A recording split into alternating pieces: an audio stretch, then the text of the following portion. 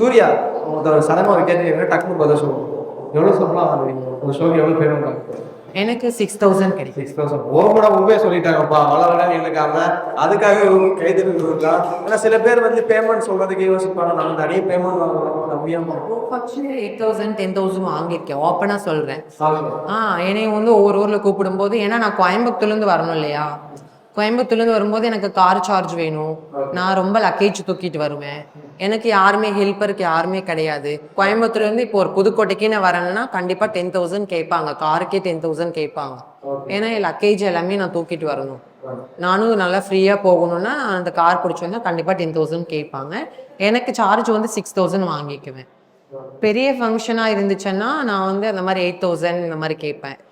Mostly நான் வந்து டான்ஸ்னு ஒரு ஃபங்க்ஷன் போனாலே 6000 5000 இதுக்குள்ளே வாங்குவேன்.